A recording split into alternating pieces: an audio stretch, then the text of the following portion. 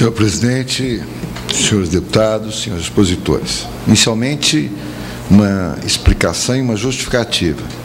A minha ausência dessa comissão no início da audiência pública foi porque, como relator do projeto de lei 5.723 da Comissão de Educação, era necessária a minha presença para relatar esse projeto lá, então eu perdi as explicações iniciais e aí já as minhas desculpas se alguma das minhas perguntas já foram respondidas ou são até inadequadas. Quero dizer que, do que eu pude observar, várias alternativas, do que foi exposto, várias dúvidas me surgiram.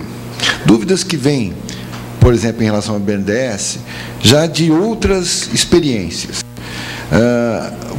Foi muito bem colocado pelo Caio Brito de Azevedo de que uma das dificuldades do BNDES é o acesso. A segunda dificuldade, talvez tão importante quanto a primeira, é o custo da intermediação e do seguro desses empréstimos.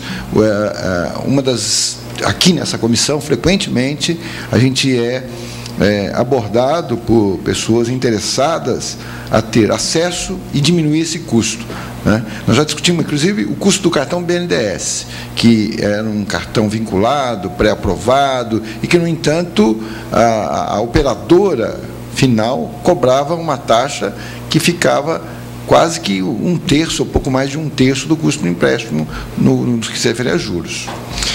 Em relação às minhas dúvidas, eu queria saber, por exemplo, se,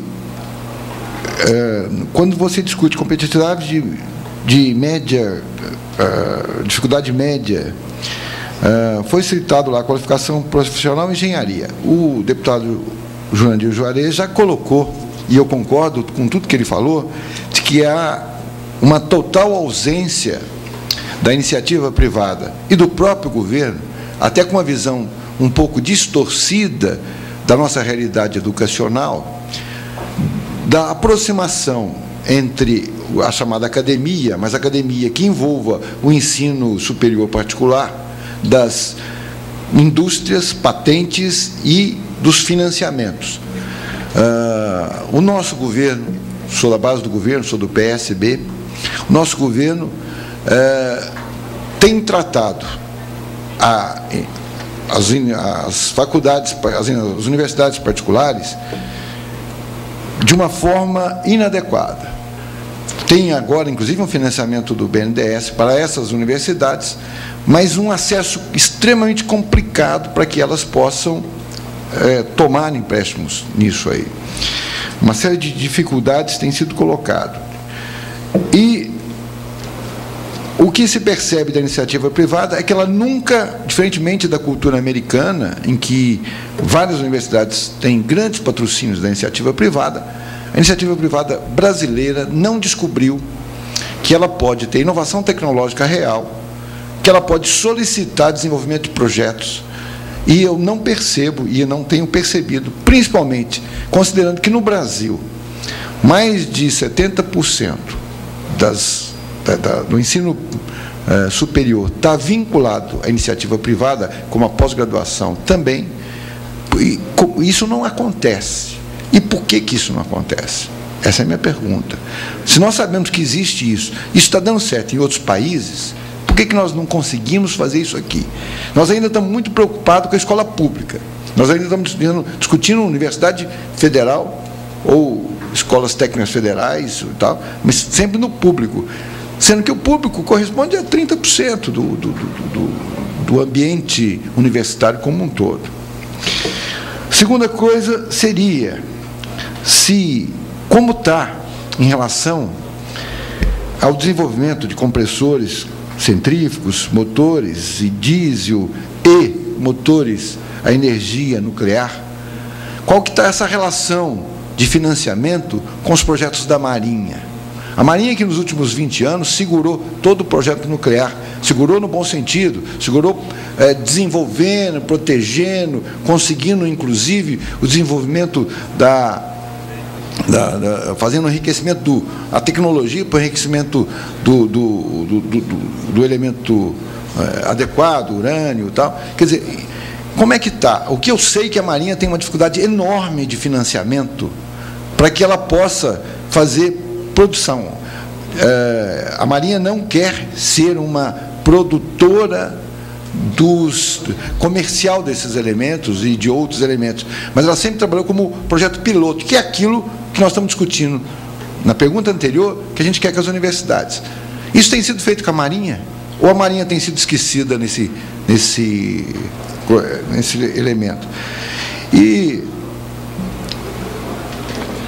em relação a uma discussão da reforma tributária, eu quero lembrar aqui que eu participei de uma reunião com o presidente Lula e mais 100 empresários, aquele grande conselho, e ele falou uma coisa, isso há 2 anos atrás, dizia assim: reforma tributária é assim, todo mundo tem a sua, aqui é melhor, mas ela é sempre protegendo o seu lado. Não há, de fato, aquela visão que o deputado Jurandir Juarez colocou do bem comum.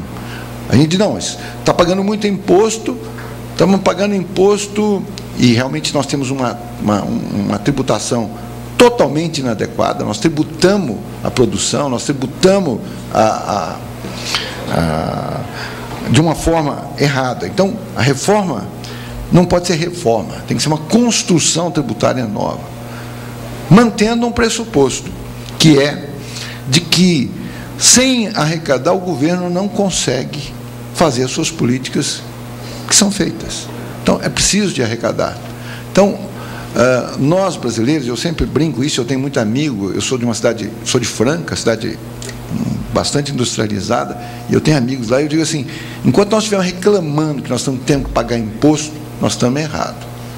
Porque, se não tem imposto, não tem uma série de elementos que o governo tem que fazer. Nós precisamos de pedir e exigir uma maior efetividade e uma maior eficiência do Estado.